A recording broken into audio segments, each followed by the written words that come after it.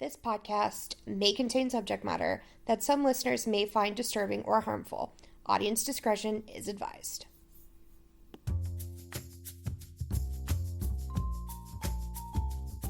Giving free one-sided therapy to the stars of reality. It's Rachel and Kacie with CBT and the TV. CBT and the TV. Hello, darlings, dears, and fellow queers. Welcome back to CBT in the TV. As always, I am Kacie, not Rachel. And I am Rachel, not Kacie.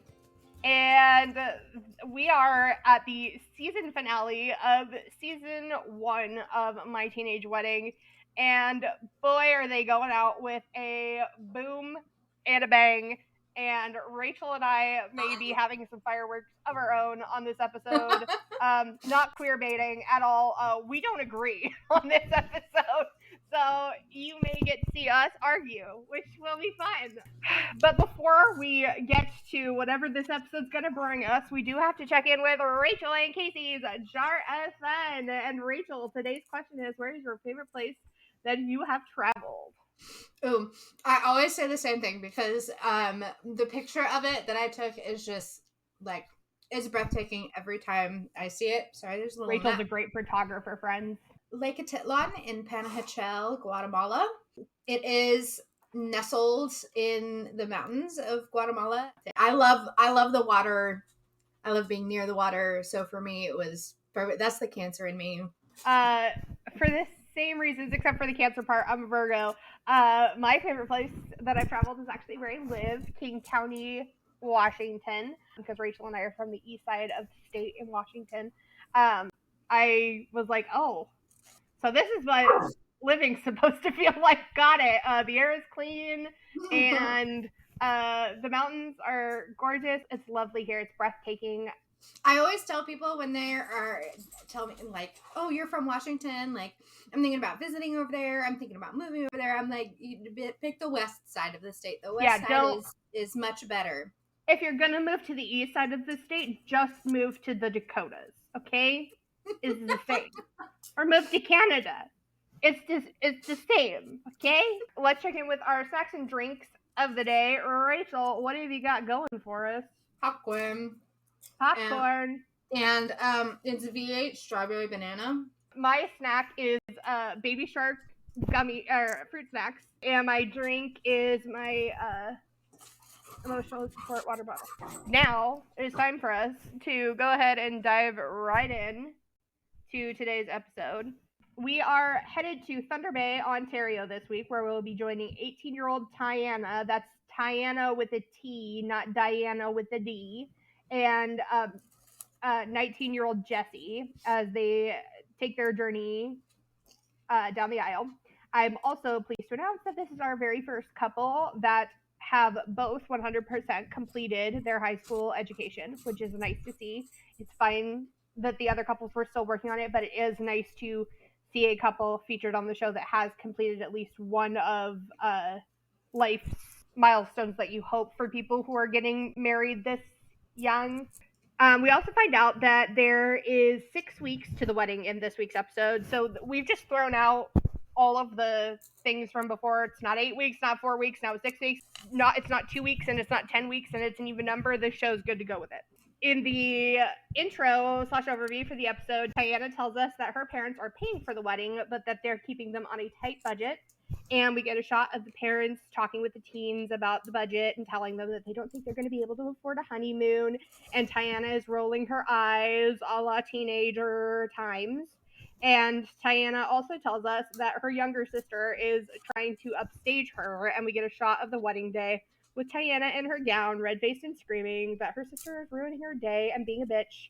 And their mom is starting to cry as well. So family drama is definitely going to be a part of this episode, and we then get the infamous catchphrase, people say we're too young to get married, but we don't care. And we head into the theme song. After the theme song, we join the couple in Jesse's car with 6 weeks until the wedding, where he is giving Tiana a driving lesson. Tiana tells us that with all the things she has to do to get ready for the wedding, having Jesse drive her around everywhere isn't very practical anymore, and they're starting to make things a little difficult. So it's become very important that she learn how to drive. Jesse then tells us in his own interview that it's been really difficult to deal with driving Tiana around because he's always having to think about her schedule and when she needs to be, where she needs to be, and where exactly that is, instead of just thinking about what he wants to do when he wants to do it. And I hate to burst baby boy's bubble, and by that I mean I love bursting baby boy's bubble here. But if he thinks that having to be attentive to Ty's schedule so she can get everything done for their wedding is tough now, I would really love to know what he thinks it's going to be like being married and what Having it'll be like. kids. And yeah, when they have kids, because, you know. The couple then gives us a little background on how they met. Jesse tells us that they met during a food prep class at school and that he thought Tiana was really hot. Wow, guys, it's very romance. This whole episode is very romance. Okay? Granted, they were 14 and 15 and so age appropriate. I mean, yeah, but he's 19 now and she's gonna be his wife. Tiana tells us that when they met, Jesse was really mean to her, but that's okay. He only did it because he liked her. And two things here, fam. One, again, it's fine for you to marry your high school sweetheart, but remember to give yourself time to meet people that you were not required to meet by being there. The school you were legally required to be at, the church your parents brought you to, the volunteer work you were required to do for school or whatever. I'm not saying don't marry the person you met there. I'm just saying meet some more people and really solidify that choice, okay? You deserve it. You're worth that. Two, we do not support the narrative on this podcast that someone is mean to you because they like you, okay? That's gross. No one is mean to you because they like you. If you and your partner are together later and you both show affection by ribbing each other and giving each other a hard time, but you've both consented to that and you've talked about it, that's fine. If a person walks up to you and tries to attract you as their mate by negging you, fuck them, fuck off, and get the fuck away from them, okay? No, it's not safe and it's not healthy, and that's normalizing future behaviors. Yes. It perpetuates dangerous standard for people who are attracted to males, and it also harms males by upholding and reinforcing toxic masculinity, and we will have none of that on this podcast, okay? The couple then tell us about the proposal together, but they cannot seem to agree on when it happened, and this is when we're going to find out how much Washington's like Canada, okay? Because Jesse says it was cold, wet, and snowy out when he proposed, and Tiana says, no, it wasn't, you goon, it was June. Same thing. Seriously, because all I'm saying is they're from Canada, and it could have been both, because where Rachel and I are from, in college, it snowed in May. Anyway, Jesse tells us that he proposed in his car, because again, guys, very romance. And Jesse tells us that he wants to marry Tiana because he thinks that it's the right thing to do when you love someone. You should just marry them. And let me say that while his heart is in the right place, I do want to emphasize that this can be what happens when caregivers and educators in children's lives try to moralize relationships and sex. Children will try to do what they think is the right thing by, like, oh, I love this person, I want to live with them, I want to have sex with them, so I need to marry them. If you have a child with someone young, you don't have to marry them to be good co-parents. I think, too, that they've been together long enough that this is probably a conversation that they've had before, too. It's the right thing for us to do, like to just keep dating or to get married. And Yes. so for that, like, they've been together at least 4 years. So I think that it's certainly not like a, oh, I love her, I'm just going to propose, and I've only known her for like a year. No, which is good. But again, when you grow up hearing your whole life that when you find the person that you love, you're supposed to marry them, you then run into, like, okay, like the kid finds someone that they love and they've been with them for a while, and they're like, well, we've been together 4 years. A lot of adults get engaged and get married after knowing someone for a year. So they do it, and then the adults around them are like, whoa, whoa, whoa, what are you doing? You're a kid. And the kid's like, what do you mean, what am I doing? This is what you said to do. So I don't moralize sex and relationships as long as everyone's consenting. Okay? Okay. As long as everybody is of the age and capacity to consent. Tiana tells us that she wants to marry Jesse because he's her best friend and the love of her life, and that when people tell her she's too young to get married, she tells them that age is just a number and that she's not a kid. And I say it that way because that's exactly how she said it in the episode. And while I was with her 100% on the first half of the statement, it sounded mature and sweet and like she's put a lot of thought into it. The petulant way in which she said, "I'm not a kid," she lost me so hard because I've heard that before, but it's usually coming out of a 5-year-old that's angry at me because I won't let them go have independent recess outside with no adult supervision. And they're usually saying, "I'm a big kid." Yep. Oh. Frontal lobe, definitely not fully there yet. On the bright side, Tiana does go on to tell us that she and Jesse have both graduated high school and both of them have full-time jobs. Tiana says she works in customer service and that Jesse works for his dad's flooring and tile business. So it's nice to hear that they have some stability that we've seen lacking in some of the other couples. Tiana goes on to tell us that the couple bought a house for $5,000. It's a small mobile home, which can be a really great option for any first-time home buyer, especially remembering that this was the Great Recession and that while real estate was often seen as a buyer's market at the time, you still did have to have big people money to shop at this market. Also, if I had the opportunity to buy a house for $5,000 today, oh, well, you betcha. Tiana goes on to tell us that while they were able to purchase the house for only $5,000, it did come with the stipulation that it needed $15,000 in emergent home repairs to make it fully livable. They are able to live inside of it now, but it needs work and it needs it quickly. The pair are on the couch together, working on filling gift bags for Tiana's bridal party. And between joking about the phallic contents of the goodie bags and Jesse's plans to go to the strip club for his bachelor party, they eventually start discussing the issue that Ty is having with her wedding dress. Tiana explains that she ordered the dress online for budgetary reasons, and she made sure to size up because she ordered it online from Asia. And all of us now would understand exactly why she sized up. Unfortunately, this was at a period of time before Wish.com was several years away from when this was shot, and the dress arrived, and it appears that this particular dress did in fact run true to size, and so now she's stuck with a dress that is much too big for her. They also then discuss the wedding party because Jesse is down a groomsman. We learned that the wedding party will have 10 people in it, not including the bride and groom.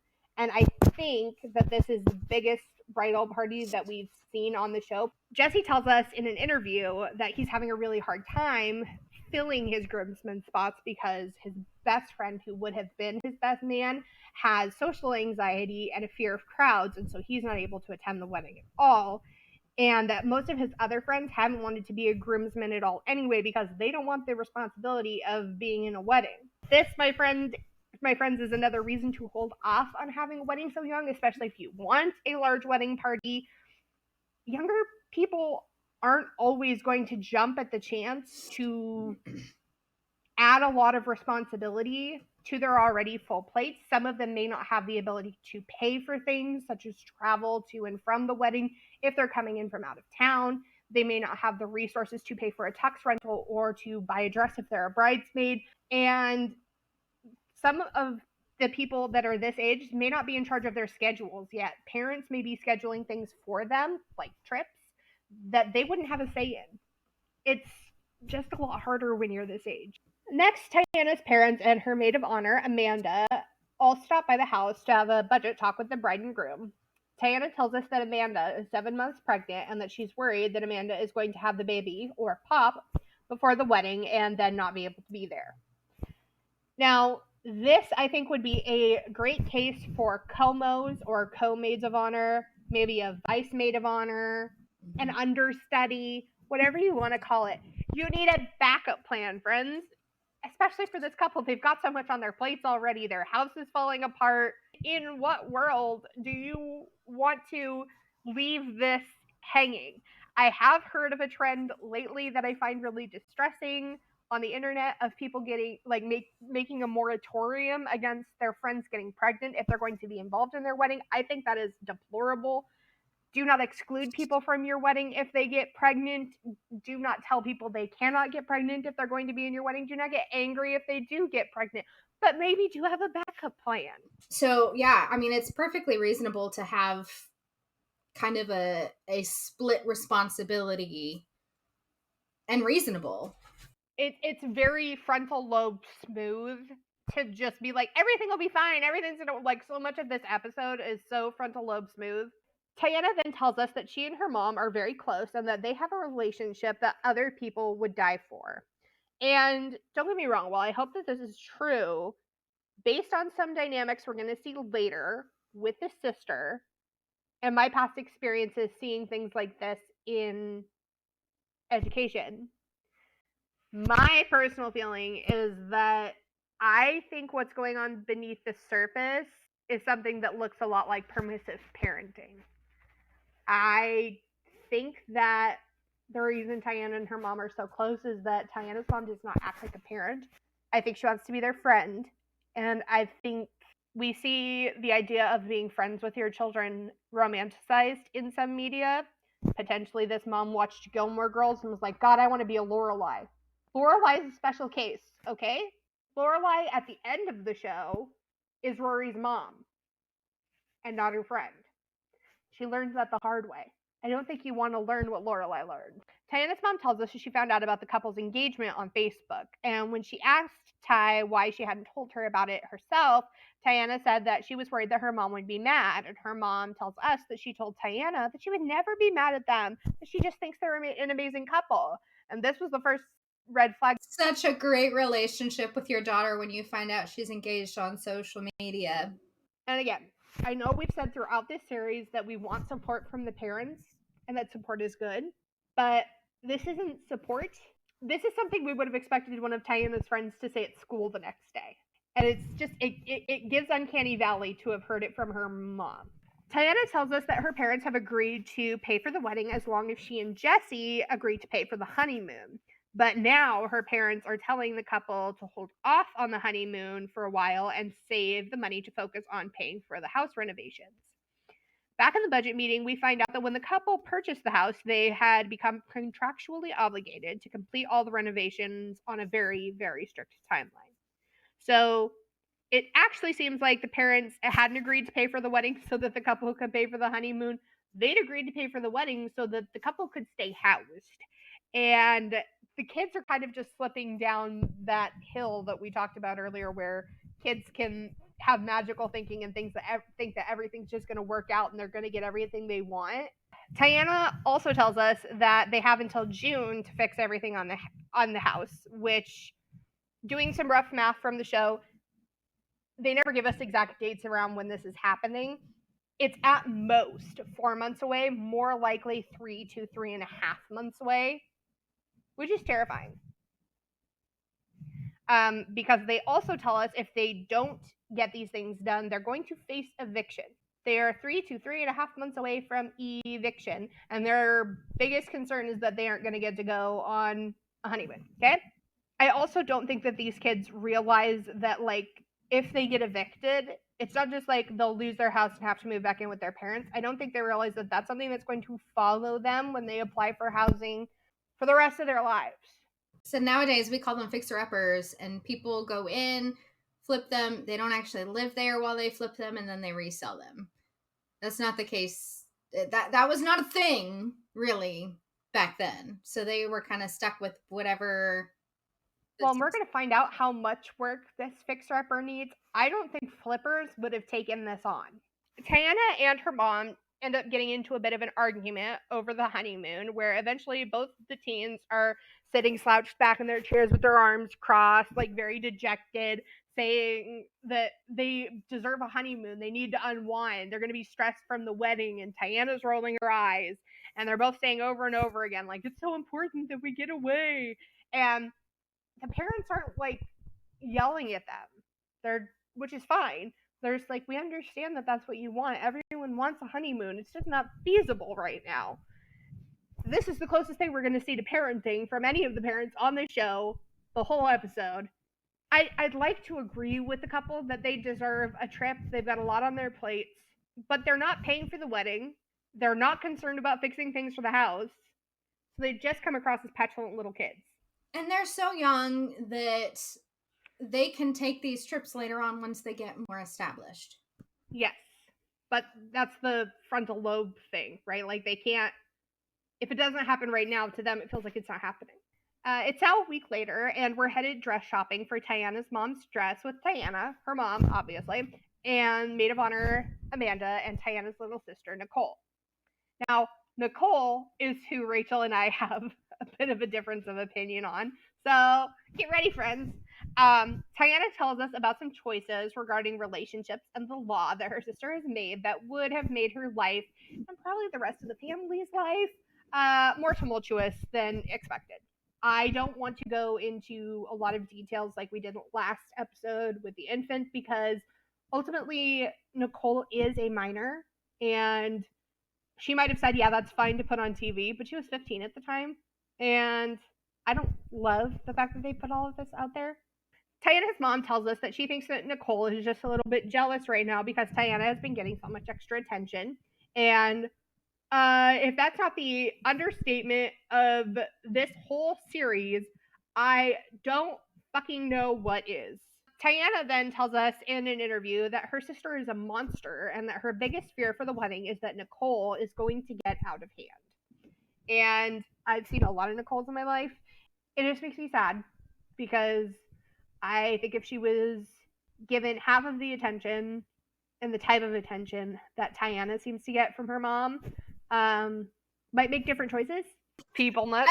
And you know, this kind of comes down to birth order too. Like, we see, statistically speaking, that a majority of the troublemakers, quote unquote, are second children. That said, like, I think part of it is, yes, she's a product of her environment, but also some of the decisions that have been made were like wrong. I think she also knows that it's wrong, but I think she knows it's going to get her attention. I think in line, I guess, sort of with the permissive parenting, like, there's also potentially a lack of consequences. Also, don't know if consequences would phase her. I think they would have had to have started a lot earlier. Both of these kids needed boundaries set a lot earlier, and they needed parenting. Neither of them got it. And Tiana and her mom formed this friendship that Nicole was always orbiting around the outside of.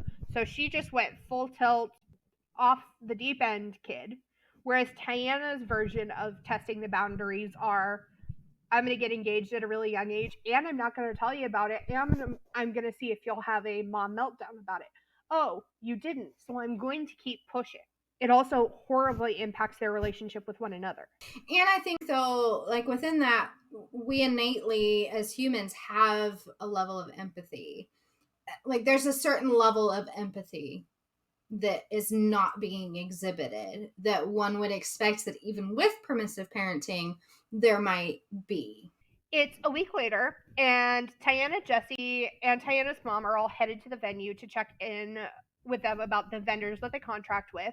And Jesse doesn't care about what most of the vendors have on offer. He just keeps telling us that he really only cares about the food.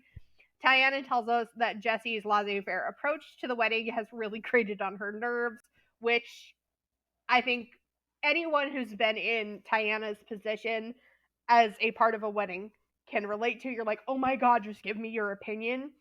But also, like, if Jesse has said, like, the only part I care about is the food, find someone else to fill in the spot for Jesse then. It's hard to do that when you're in Tiana's spot. You want your wedding to reflect both of you. But if the Jesse person says, like, look, I have no idea about this, I don't get it, and I can't give you opinions, find someone else to do it with you so you can have fun. Because otherwise you're just both going to be stressed. But Tiana does tell us that since all Jesse talks about is the food, she's going to give Jesse one job today, and that is to go outside with his sidekick knockoff phone and be on a quest to call his entire contact list, if that's what it takes for him to find his final groomsman. We get some shots of Jesse outside calling seemingly his entire contact list. And we do get the feeling that he's having a hard time filling this spot because he is further removed from he's in that growing pain spot when you're out of high school but not in college, where your friends from high school are all spread out and you haven't talked to some of them in a while.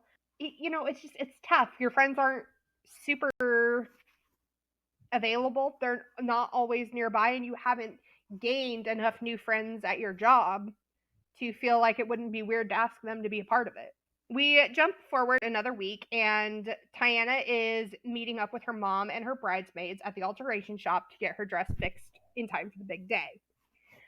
Amanda and Nicole are talking while Tiana is getting pinned into her dress, and Nicole asks Amanda if she's excited for the wedding. Amanda says of course she is. She just isn't excited for how close the wedding is to her due date, and says that she's worried she'll go into labor while the couple is reciting their vows. And the two kind of giggle about this. And I will say it felt really nice to see an interaction from two people in the episode who aren't the couple's parents and the couple themselves. It added like dimension to the episode and made it seem more real, which is nice in reality TV. You think there'd be more of it, but there's not. I think this was the first time that we didn't hear, wow, you're so young. Yeah. The only time we hear any of that in this episode is when Tiana tells us, and she does the I'm not a kid early in the episode. Tiana finishes getting her dress fitted properly, and the seamstress shows her the receipt.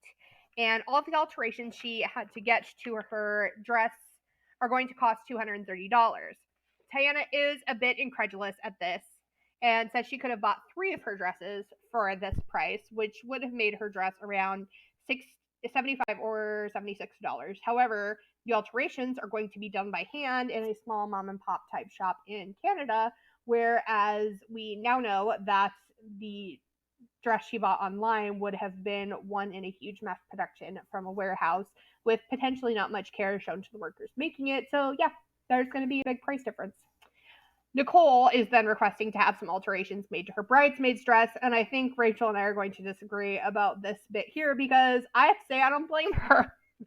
Because whatever it is you, my dear friends, unless you watch the episode, are picturing in your head as a bridesmaid's dress, take that crumpled up and throw the whole idea out, because this dress isn't that. This is the dress that any of us who survived the 2010s are familiar with. It's the business casual dress that makes it look like you're wearing a blouse on top and the black pencil skirt on the bottom.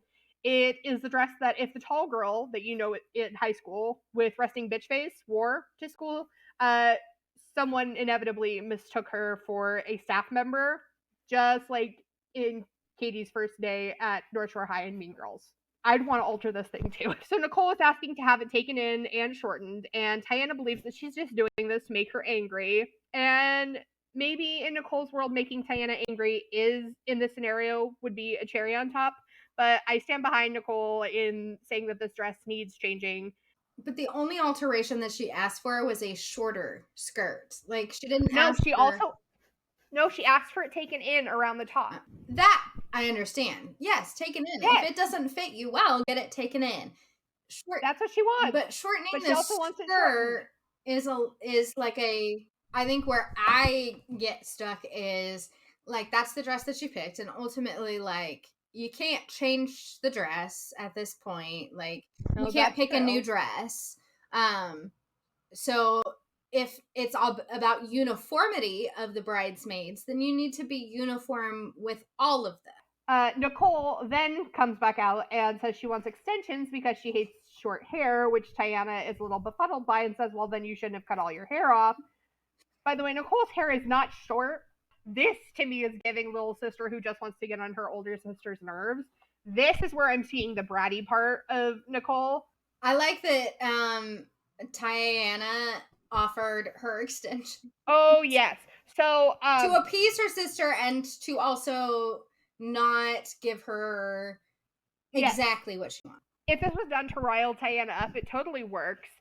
Nicole offers to babysit Tiana's dogs in exchange for new extensions, and Tiana points out that her dogs don't really need watching, which Nicole cops to and says that that's actually why she offered to do it, because it's an easy chore.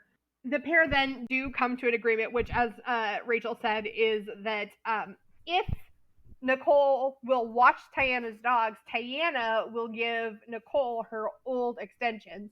The problem being, Tiana has jet black dyed hair from the 2010s, and Nicole has bottle bleach blonde hair from the 2010s. You know, that like yellowy, we hadn't discovered purple shampoo. And Tiana says, but they're black, and I don't want to hear you complaining that they don't look good. And she's parenting her younger sister. But they agreed to it. And that's where our time at the dress shop ends. And we join Jesse over at the tux shop for his groomsman's tux fitting. With Jesse are his best man named Nathan, Jesse's dad, and Tiana's dad, and they're all set to get fitted for the big day. Jesse explains that he has 2 other groomsmen, one that will be coming in tomorrow for his fitting, and one that won't be able to make it. I believe that the one that won't be able to make it is the non-existent groomsman. So yeah, I think coming in would be a little tough for that one. The fitting seems to go seamlessly, pun fully intended. Thank you. I'll be here all week. And we get to learn a little bit of Jesse's relationship with his dad. Jesse tells us that he and his dad are pretty close and that he thinks they have a good relationship. But that his dad was a little surprised when he found out that Ty and Jesse were going to be getting married. In an interview, Jesse's dad tells us that he asked Jesse what the rush was and said that you guys are really young and young guys fall in love every time they leave the house and run into a pretty girl at that age. So, like, what are y'all doing? But the boys finish up their fitting and we jump ahead another week. So it's now only 2 weeks to the wedding, and Tiana and Jesse are on their way to meet with a financial advisor, and this is my favorite part of the entire episode. This is the most mature and smartest thing they've ever done. Going to this meeting is the most mature, smart decision that they make, and I wonder if this was set up by production. But what we're going to find out in this meeting, buckle up, everybody, okay? Buckle up. Jesse tells us that they only have 3 months left to finish paying for everything that needs to be done on their house, or they'll face eviction, and that they'd also like to be able to afford a honeymoon. So they're really hoping that the financial advisor will be able to help. Although on the way to see the financial advisor, both Jesse and Tiana confess that neither of them have anything prepared for today's meeting. Once the pair are in the financial planner's office, they lay out the situation for her and they tell her that their house needs work, that the work has to be done by a certain date, and that they're also getting married and would like to be able to afford to go on a honeymoon. The planner asks what kind of work their house needs, and the couple give her a list that's so long that eventually she stops writing everything down and interrupts them saying, so, like, look, basically you're telling me you have to rebuild the whole thing? And the kids' list of repairs includes all new windows, a new roof, new siding, and new insulation. This means they need whole new walls. So a new roof and new walls. The planner asks how long they have until this work needs to be done, and this is when they tell her that they only have 2 months left or they'll be evicted. The planner asks the couple how they are planning on doing this, and the two give very different answers at the same time, and I think this tells us a lot about the two of them. Jesse says that he would cut some spending, make big changes, and buckle down. Tiana makes a pouty face, turns on the baby voice, and says, Daddy. Part of me is not surprised, given that Tiana's parents are bankrolling the episode and that Jesse's dad has given him a job, but it's working manual labor. The financial planner asks if they plan to just not eat for 3 months because that's what it's going to take for them to get all this stuff done. And Jesse says no, he was just planning on not buying some of the luxury items. And Tiana adds in, like, yeah, like we could buy less candy. And Jesse says that that'd be a really good idea because he does eat a lot of candy. And the financial advisor just shakes her head and goes, oh, honey. And let me just say that if a financial planner had ever or does ever say this to me, I would know that I had well and truly fucked up. In an interview, Tiana tells us that in 10 years, she sees herself in a bigger house with a nicer car and kids. And based on what I know about this couple's update, I can say that she gets at least one item on her wish list. So, 1 out of 3 ain't bad. The financial planner goes on to tell Tiana and Jesse that they need to be saving at least $12,000 a month in order to meet all of their goals. That gave me, I nearly had a panic attack. I had to pause the episode and do some deep breathing because... I mean, it would be interesting to see if they just, pared it down to the bare bones and... hey, we just need to get this work done and also survive. How much is that per month? Yeah, because saying it out loud now, saving $12,000 a month And with that being said, she doesn't believe that they'll be able to complete the housework and go on a honeymoon to Jamaica. This is where they wanted to go on their honeymoon. This is the first time we find out where the couple wanted to go on their honeymoon. And like, I thought, I've seen this episode before, but again, I wasn't taking notes. I thought they wanted to go like on a weekend trip to fucking Niagara Falls, maybe New York City, but no, they want to go to Jamaica. It stresses me out how clueless these kids are. I'm really glad they went to the financial planner, but it worries me so deeply that they only have 3 months left to pay for and complete all of their housework, and they're still so clueless about how much things cost. The financial planner goes on to ask the couple if they have any savings, and Jesse says yes, they have about $50. That's about how much I have in my Emphasize- savings right now too. So But you're not expecting to go on no, a Jamaican vacation in like. no, I'm not planning to go to Jamaica anytime soon. They want to go on a Jamaican vacation in 2 weeks. The planner tells them that they aren't doomed, and Tiana says that she feels like they are, which I understand why she would feel that way, and she feels like they're going to wind up living in a box, and I would like to point out that if she doesn't get her house fixed, it might turn into a box for them. The planner also tells the couple that while it's great that they have goals, since they have no way of making these goals a reality, that they can't be called goals, they have to be called fantasies. And our lords and saviors Trixie and Katya are gagged at the filth that this woman is reading these two for, and I am here for it. She also adds on by asking how many people have given them a hard time for getting married so young, and when they tell her that no one in their lives have been anything besides supportive, the planner is totally shocked, and she's like, really, like, hardcore brings out the Canadian in her. She's like, whoa, buddy. And tells them that to her, they seem very, very young to be doing all of this. And I really do wonder if this is the first time that someone has ever not coddled the couple. And while we do love a supportive family on this podcast, there's a big difference between supportive and spoiling. While you want to support your kids and create a safe space for them when they need it, you still have to raise them to be independent people so that they can go out and live in the world, because you really don't want their first brush with hard boundaries and harsh realities to be with a financial planner 2 weeks before their wedding, because that's doing a great disservice to your kid and to the community member who has to be the person to unexpectedly parent your adult child. I also want to point out, like, we see in all of the other episodes, they're usually, oh, you're so young to be getting married. This is not the case with this financial planner. This financial planner is not saying you're too young to get married. They're saying, oh boy, the goals that you have are about 10 years down the road, not tomorrow. And she doesn't even tell them that she thinks they're too young. She's just surprised that she just says, like, no one said anything to you about this. The meeting ends with the couple agreeing that they can't afford to go on the honeymoon in Jamaica. No shit, Sherlock. But that all they need is each other and maybe a big box. Those are Tiana's words, not mine. It is now only 2 days until the wedding, and it's the night of the couple's bachelor and bachelorette parties. We join the pair in the kitchen with some family, and Tiana's mom asks Jesse if he ever found a fifth groomsman. And Jesse admits that he didn't. 2 days before the wedding, and you still didn't find a fifth groomsman. Were you not going to do anything about that? Not unheard of to, like, replace a bridesmaid or a groomsman, like, 2 days before. I don't know. It just felt like it came out of nowhere, and I was like, were we not doing anything? Tiana's mom comes to the rescue and says that she's found the one, her best friend's son, named Dustin. Which to me is a little weird. Like, I would rather see a wedding where there's an imbalance than for somebody to just be standing in just to make it even. Like, right, exactly. But that's what I'm saying is, like, we don't know, so we just don't know. Like, it might be weird. It might also not be weird. I just don't know. That's why I thought that scene was jarring. I thought it was weird. We don't know. It feels weird. It feels weird he didn't have one. It feels weird they didn't address it, and now randomly it's this dude we don't know, and they never address it again later in the episode. It's freaking weird.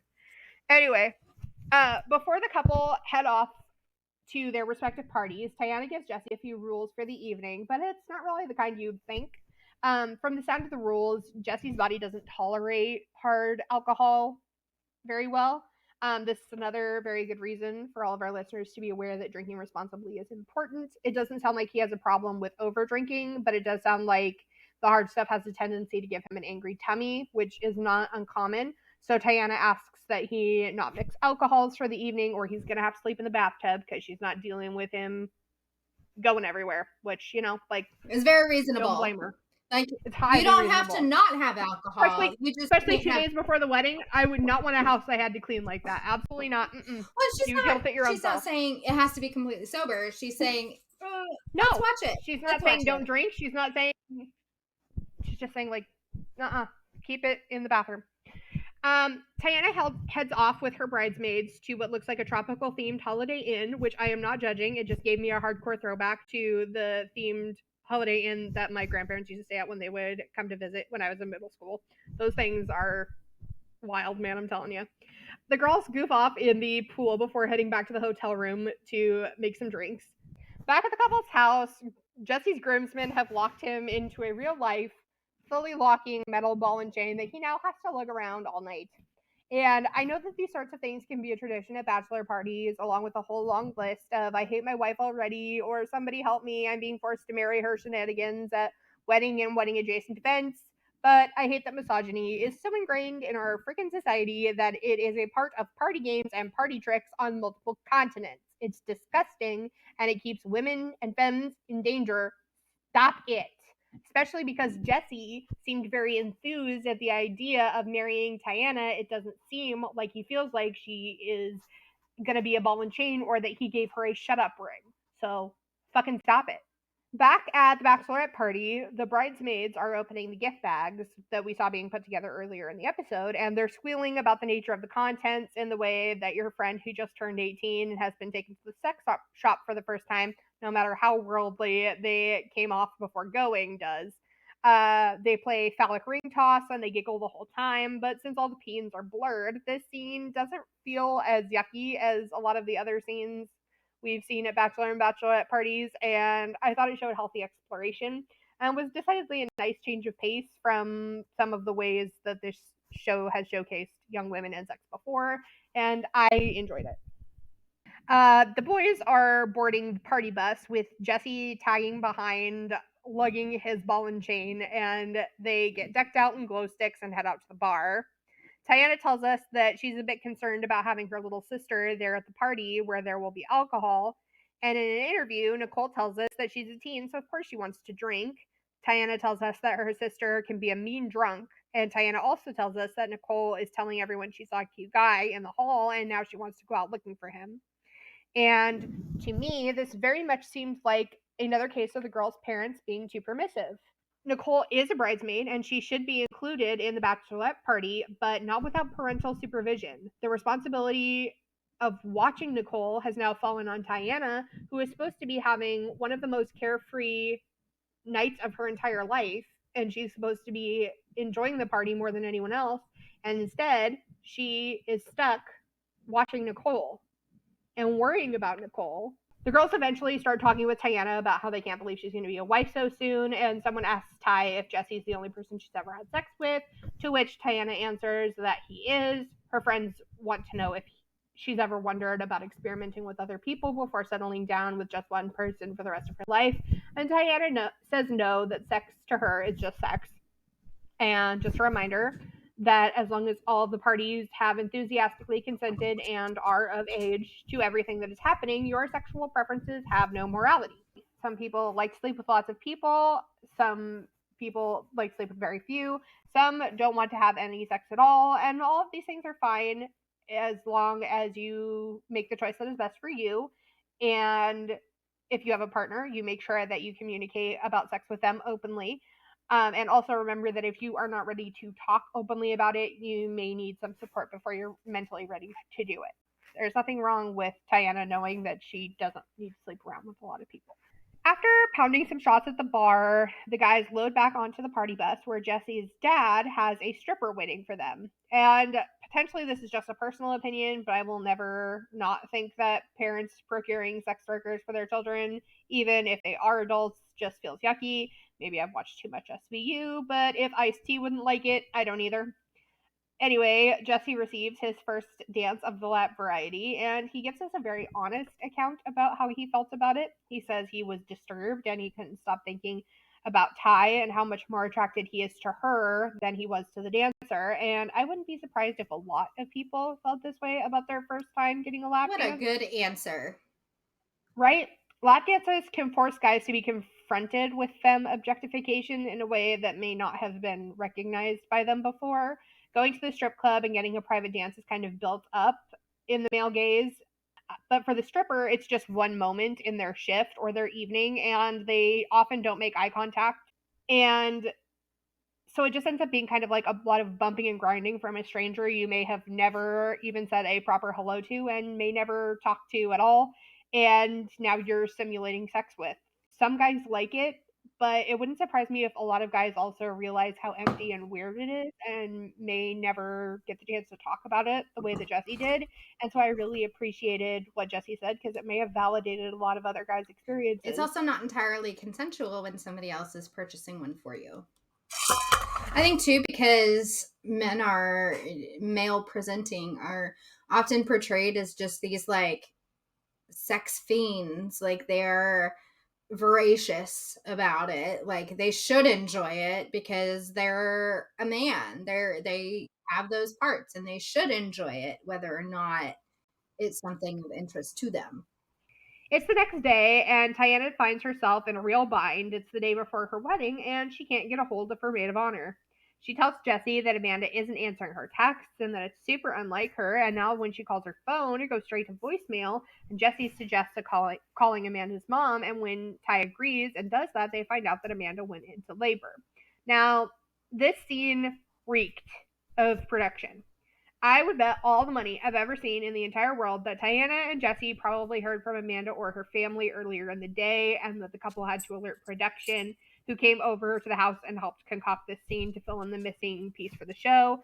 Because I do think that they were all hoping that Amanda would remain pregnant for the rest of the episode and not go into labor ahead of the wedding.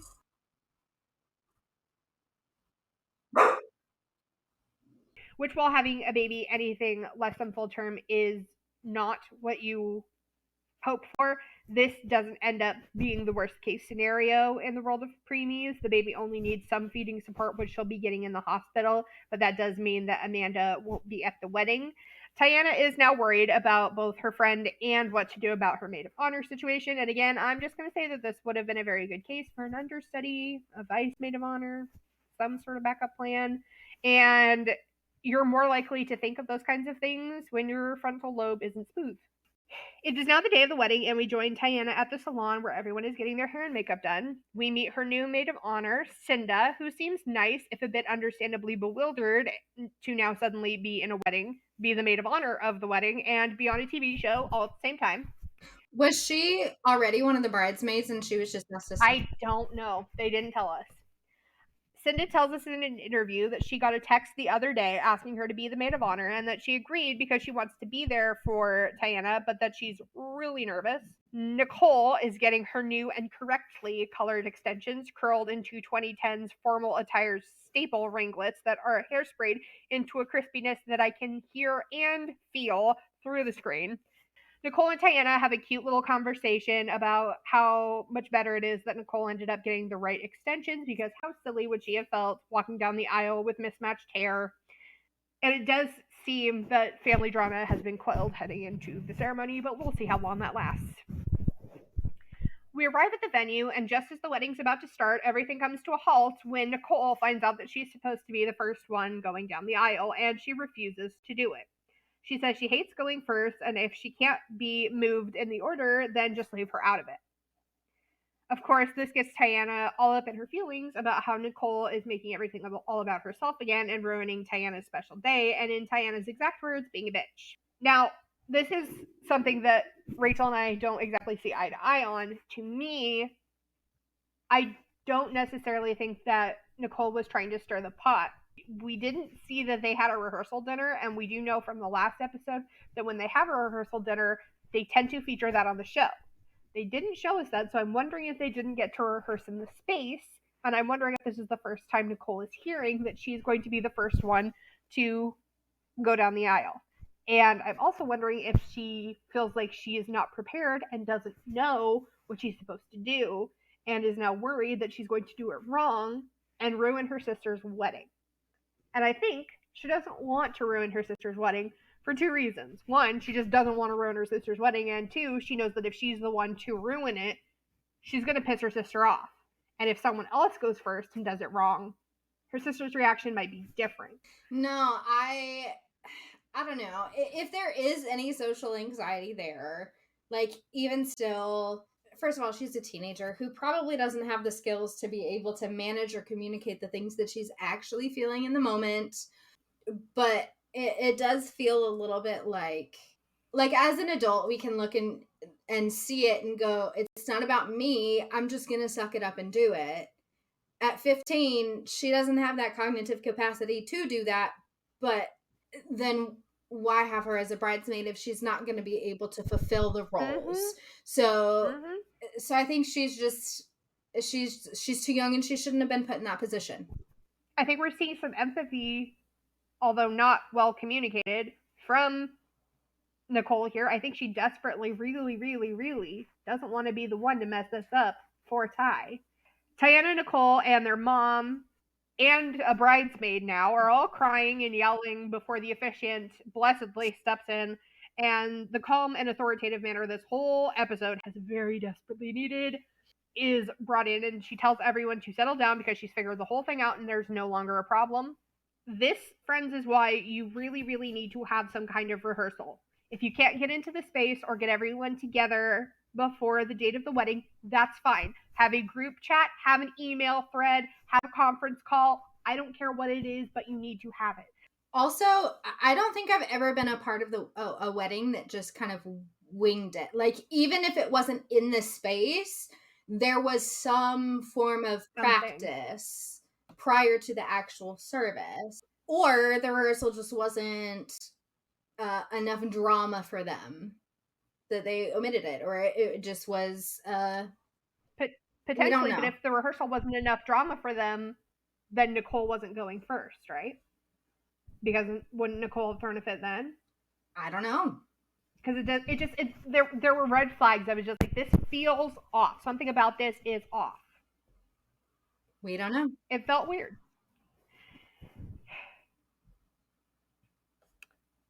So, bottom line, friends, you need to have a rehearsal of some sort. It doesn't have to be a physical walkthrough if you can't get that done, but you do have to have everyone agree to doing what they're doing to avoid things like this. And honestly, she may have been told, but it might have been in a situation where she was like, I just don't care, so I'm not paying any attention. That's why you need it in writing. Tiana hurriedly fixes Nicole's makeup in a way that only family you've recently had an argument with at a formal event can fix your makeup. It's that I'm not going to hurt you, but I'm not going to talk to you, and you better let me fix it because I'm not going to let anyone in my family go out there looking like they just missed the olive word on the Hot Mess Express kind of way. I think in this scene we see empathy for the sisters from each sister.